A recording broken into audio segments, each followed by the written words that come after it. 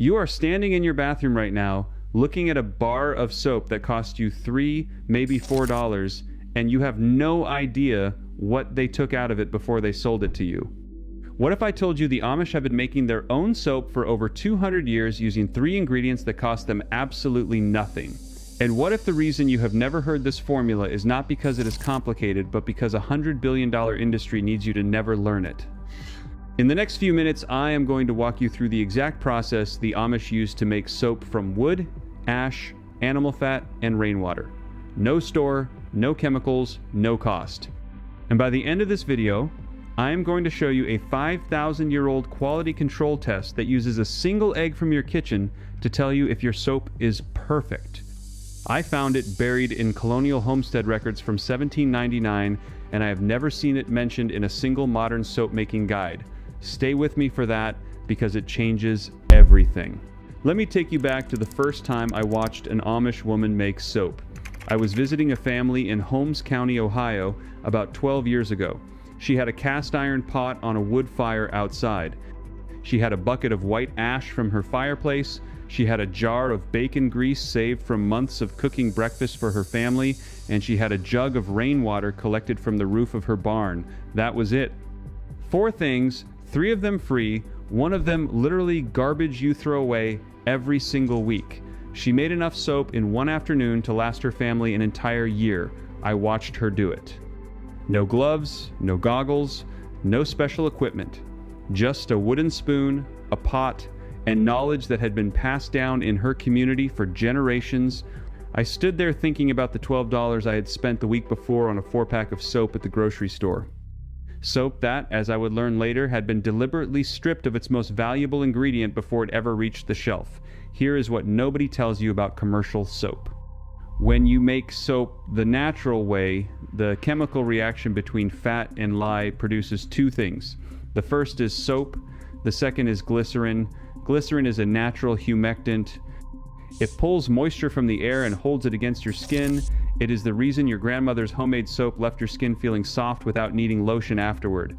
Now here is where this story turns. The major soap manufacturers discovered decades ago that they could extract that glycerin during production. Why would they do that? 2 reasons. First, removing the glycerin lets them store the soap on warehouse shelves for years without it going bad. Second, and this is the part that should make you angry, they sell that same glycerin back to you in a separate bottle labeled premium moisturizing lotion for $15. Think about that for a moment. They take the best ingredient out of your soap so they can sell it to you twice. The Amish never remove the glycerin. Their soap cleans and moisturizes in 1 step. It always has. The industry just figured out how to turn 1 product into 2 revenue streams. This is not some fringe conspiracy. This is the documented business model of the largest consumer goods company on earth. Procter & Gamble was founded in Cincinnati, Ohio in 1837. William Procter made candles. James Gamble made soap. They married 2 sisters, and their father-in-law, a man named Alexander Norris, pointed out that both industries used the exact same raw materials: wood, ash, lye, and animal fat. The same formula the Amish had been using before Procter & Gamble ever existed. Each partner invested $3,569.47, and from that investment grew a company that now controls a significant portion of a $119 billion global soap and detergent market. In 1879, Procter & Gamble released Ivory Soap. You probably remember the slogan, 99 and 44 100% pure. That number sounded impressive. What it actually measured was the percentage of soap remaining after the glycerin had been extracted. They marketed the removal of the best ingredient as a sign of purity, and the famous claim that Ivory Soap floats, that was an accident. A factory worker left a mixing machine running too long, whipping air into the batch. When customers started requesting the soap that floats, the company realized they had stumbled onto a marketing gimmick and ran with it. The floating had nothing to do with quality. It had everything to do with a mistake they turned into a selling point. And if you think the manipulation stopped at the product itself, let me tell you about how they sold it. In 1932, Procter & Gamble funded the very first American radio serial drama. It was called The Puddle Family, and its sole purpose was to advertise soap to housewives while they cleaned their homes during the day. The company produced and sponsored serial after serial throughout the 30s, 40s, and 50s. You know what those programs eventually became known as? Soap operas. The term soap opera exists in the English language because Procter & Gamble invented an entire genre of entertainment specifically to sell soap. If you are in your 60s or older, you grew up watching soap operas. They were literally soap advertisements disguised as entertainment. The most sophisticated marketing campaign in American history, and it was built on a product that had its most valuable ingredient deliberately removed before it reached your hands. But the soap industry did not stop at removing glycerin. They went further. In 1946, Procter & Gamble introduced Tide, the first synthetic laundry detergent. It was not soap at all. It was a petroleum derivative. And by the 1970s, a chemical called triclosan entered the picture. Triclosan was originally developed in 1966 for use in hospitals. It is classified as a pesticide. By the year 2000, it had found its way into 75% of all liquid hand soaps sold in America. By 2008, that number climbed to 93%. A pesticide in your daily soap, absorbed through the same skin that absorbs nicotine patches and hormone therapy creams. Here is the timeline that should disturb every person watching this. In 1972, the FDA convened its first advisory panel to evaluate the safety of triclosan in consumer products. In 1974, the FDA published its first formal proposal questioning whether triclosan was safe. The soap industry pushed back with decades of lobbying, funded by an industry generating $30 billion a year in personal care product sales. It took 44 years. In 2016, the FDA finally banned triclosan from consumer soaps. 44 years from the first proposal to the ban. And do you know what the FDA said when they finally pulled it? They said, and I'm paraphrasing here, that manufacturers never demonstrated that triclosan was either safe for long-term use or more effective than plain soap and water. 44 years of a pesticide in your soap that was never proven to work better than the soap your great-grandmother made in her backyard. Meanwhile, research found triclosan in the urine of 75% of Americans tested. It was found in breast milk, in blood plasma, in amniotic fluid, in umbilical cord blood of newborn babies. And here is the detail that ties this all together. Your skin is not a barrier. It is a membrane. It absorbs. That is the exact same mechanism that makes nicotine patches work, that makes hormone therapy creams work, that makes pain relief patches work. Your skin takes in what you put on it. According to the Environmental Working Group, the average American applies between 9 and 15 personal care products every single, exposing their body to more than 100 unique chemical ingredients before they even leave the house in the morning. And for decades, one of those ingredients was a pesticide that the FDA spent 44 years trying to remove. And during that entire 44-year stretch, the Amish never bought a single bottle of antibacterial soap. They did not need to.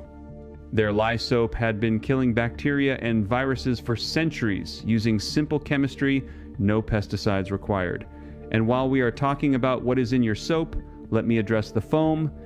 You have been conditioned to believe that the more a soap lathers, the better it cleans. That is not true. That abundant foam comes from a chemical called sodium lauryl sulfate, or SLS. It is the same compound used as an industrial degreaser. It has no cleaning benefit beyond creating bubbles. The industry added it because consumers had been psychologically trained to associate foam with cleanliness. Amish soap produces very little foam. It cleans deeply and thoroughly. The difference is that nobody spent 100 years and billions of dollars in advertising convincing you that Amish soap was working. Now, if you already own a house and you are thinking this is only for people building from scratch or living on a farm, stay with me, because this next part is specifically for you. You do not need a homestead to make this soap. You do not need a farm. If you have a fireplace, a wood stove, or even a fire pit in your backyard, you already have the first ingredient. If you cook bacon, roast chicken, or brown ground beef, you already have the second ingredient. And if it rains where you live, you have the third. Let me walk you through exactly how this works, step by step, so you can do this next weekend in your own kitchen. Start with the ash. You want white ash from hardwood, hickory, sugar maple, ash, beech, or buckeye. If you live anywhere in the Midwest or the Eastern United States, these trees are all around you. Oak works too and produces the whitest ash. What you want to avoid is softwood like pine. Pine has too much resin and produces weak, unreliable lye. Collect your ash over the winter. Every time you clean out your fireplace or wood stove, put the white ash in a bucket. Skip any black chunks of charcoal. You want the fine, powdery white stuff only. Next, you need a container. A 5-gallon bucket works perfectly. Drill a small hole near the bottom, stuff a handful of straw or dry grass in as a filter, and fill the bucket with your sifted white ash. Now pour rainwater slowly over the top. Let it seep down through the ash. What drips out the bottom is a dark brown liquid. That liquid is lye. What happened is simple but remarkable. When the water passed through that ash, it dissolved the potassium that the tree had spent its entire life pulling from the soil. That potassium dissolved in water becomes potassium hydroxide. That is your lye. The tree did the chemistry for you over decades of growth. You just ran water through its remains and collected the result. Now, here is where most people would have no idea whether their lye is strong enough. Too weak, and it will not make soap. Too strong, and it could be dangerous. The Amish never had pH meters or chemistry degrees. They had something better. They had the egg test. And this is the technique I promised you at the beginning. This test is at least 5,000 years old, documented in colonial American homestead records, and I have yet to find it in any modern soap-making book. Take a fresh egg from your kitchen, gently place it in your lye water. If the egg sinks to the bottom, your lye is too weak. You need to either pour the liquid back through more ash or simmer it on the stove to concentrate it.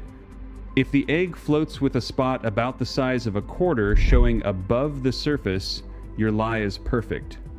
If the egg rides too high, your lye is too strong, and you just add a little more water to dilute it. That is it. A quarter-sized circle of egg above the waterline means your lye is ready. The colonists in the 1700s used this exact test. The Amish still use it today. It is arguably the oldest documented quality control method in the history of American manufacturing. And you can do it with an egg from your refrigerator. There was actually an even older test before the egg method.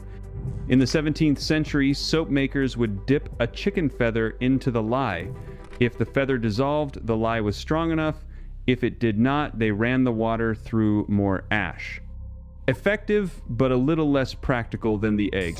Once your lye passes the egg test, the actual soap making process is straightforward. You need a ratio of about 3 parts rendered animal fat to 1 part lye by volume. So 2 cups of melted fat and 2/3 of a cup of lye.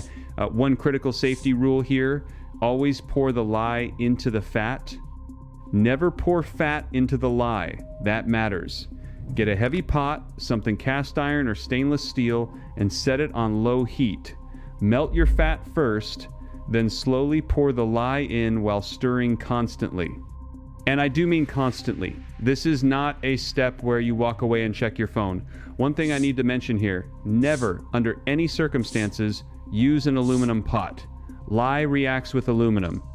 It will dissolve the pot and produce hydrogen gas. Cast iron, stainless steel, or enamel-coated pots only. The Amish learned this through generations of practice. You get to learn it from a warning. As you stir and heat, the mixture goes through visible stages. First, it looks waxy, then it turns grainy. Eventually, it reaches a stage that looks like smooth mashed potatoes, glossy and thick. That is when you are getting close. And here is another old test the Amish still use. They call it the zap test. You touch the tip of your tongue, just barely, to a tiny dab of the soap. If you feel a slight electric tingle, like touching the tip of your tongue to a weak battery, the saponification is not complete. There is still free lye in the mixture. Keep stirring and heating. When that tingle disappears completely, the soap is done. All the lye has been consumed by the chemical reaction. The soap is safe and ready. At this point, you have a decision. If you stop here and let it cool, you have soft soap. It goes in a jar. It has the consistency of a thick paste. This is what the Amish traditionally use for laundry, dishwashing, and general household cleaning. It works beautifully. One jar can last months. But if you want bars like you are used to, here is the trick. In the last 30 minutes of cooking, add 2 tablespoons of regular table salt and stir it in. The salt hardens the soap. Pour it into any mold, an old baking pan, a shoebox lined with wax paper, a silicone muffin tray. Let it cure for 2 to 4 weeks. You will have hard bars of real soap with all the glycerin still inside. I want to put some numbers on this so you understand what is actually at stake. The global soap market alone is valued at over $38 billion. When you include synthetic detergents, that number climbs to $119 billion. The top 5 companies, led by Procter & Gamble and Unilever, control roughly 66% of the entire world market. That is the scale of the industry that depends on you not knowing what I just told you. The average American spends somewhere between $200 and $300 a year on personal hygiene products. Soap alone runs about $50 to $80 a year for most families. If you make your own soap from wood ash and cooking fat, your cost is zero. Over 25 years, that is somewhere between $1,200 and $2,000 saved on soap alone. And every bar of that soap will be better for your skin than anything you can buy at the store because it still contains the glycerin that commercial manufacturers extract and resell. You are not just saving money, you are getting a superior product. The kind of product that a $119 billion industry has a financial interest in making sure you never learn to produce yourself. This practice of community soap making was not just an individual task for the Amish. It was documented in photographs at the Heritage Center of Pennsylvania around 1900. The women of the community would each bring their accumulated cans of cooking grease to a neighbor's house and make large batches together. It was social, it was efficient. One day of communal work produced enough soap for multiple families for an entire year. Garden Path Soaps in Lancaster County, Pennsylvania started exactly this way. An Amish homemaker founded it in 2003. Beginning with traditional lye soap recipes, her operation grew until she could produce 480 bars in a single production day. Same formula, same knowledge, scaled up with nothing but practice and community. And the reason this formula works, the reason it kills bacteria and viruses without any added chemicals, comes down to simple chemistry that has not changed in 5,000 years. The lye made from wood ash is highly alkaline with a pH between 12 and 13. Bacteria and viruses have membranes made of lipids, which is another word for fat. The alkaline soap destroys those fat membranes through the exact same chemical process it uses to break down the animal fat during saponification. It is the same reaction, just applied to a microscopic target. This is why the FDA concluded that regular soap and water was just as effective as triclosan-laden antibacterial products. The soap itself was already doing the job. It had been doing the job since the Sumerians figured out the formula on clay tablets in 2800 BC. What strikes me most about this story is the pattern. In medieval Europe, guilds of male soap makers pushed through regulations specifically to prevent households from making their own soap. The purpose was to centralize production so it could be taxed.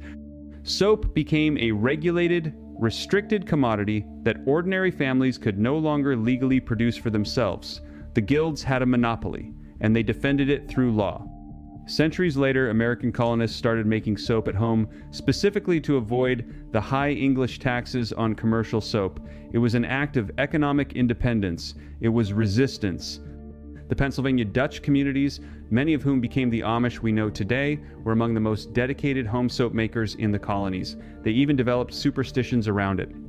Old recipes from Pennsylvania Dutch households insisted that the soap must be stirred with a sassafras stick and always in the same direction. Some families would only make soap during certain phases of the moon. When something goes wrong and you do not understand the underlying chemistry, you look for patterns, you make rules. The Amish eventually learned the real chemistry and dropped the superstitions, but they never dropped the practice. And here we are again with a different set of corporations using a different kind of regulation, not legal this time, but psychological. They regulated your perception. They convinced you that soap requires a factory, a brand, a laboratory, and a chemical you cannot pronounce. They made you forget that your great-grandmother made soap that was better than theirs using garbage from her kitchen. The pattern is 600 years old. Only the method of control has changed. Maddie Stutzman, an Amish homemaker in Sinking Spring, Ohio, published her family's soap recipe openly. Her formula uses the same base that has existed for millennia: fat, lye, water. A forum post from a man who grew up near Amish communities in Ohio describes exactly how they helped him make his first batch.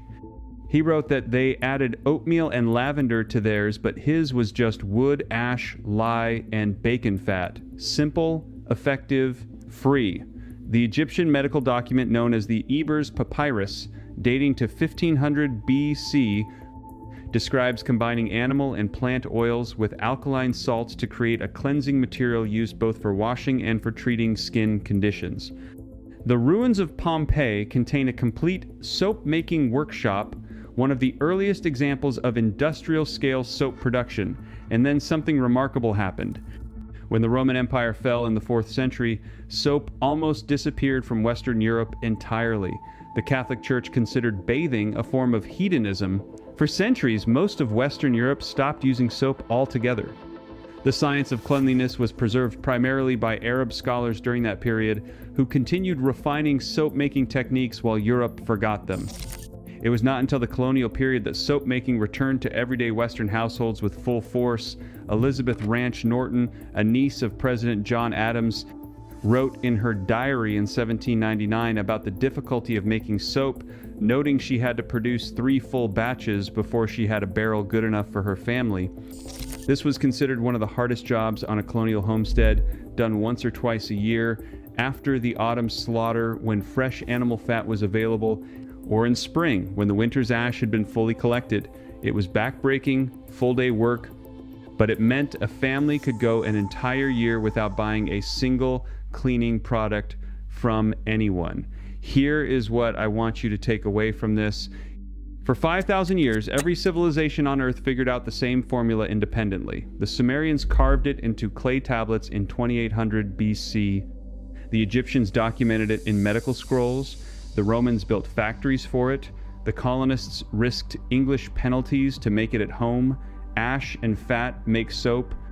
It is one of the most universal discoveries in human history. And in roughly the last 150 years, a handful of corporations convinced the entire modern world that this formula was no longer adequate, that you needed their version, their chemicals, their synthetic detergents, their petroleum derivatives, their pesticides, that you needed to pay them $3 a bar for something your ancestors made for free.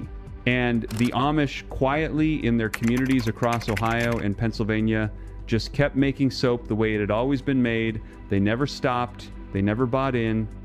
They never needed to. The knowledge you just learned in the last few minutes is older than Rome, older than Egypt, and older than writing itself. It survived the fall of empires, centuries of suppression by guilds and tax collectors, and 150 years of corporate marketing designed to erase it from your memory. And it costs you nothing but an afternoon. If you are the kind of person who believes the most valuable things in life have been quietly pushed aside to make room for someone else's profit margin, you already know why this matters. Drop your state in the comments and tell me if your mother or your grandmother ever made homemade soap. I want to know where this knowledge survived and where it was lost. Subscribe so you do not miss the next system we uncover, because what is coming next makes this look like the opening chapter.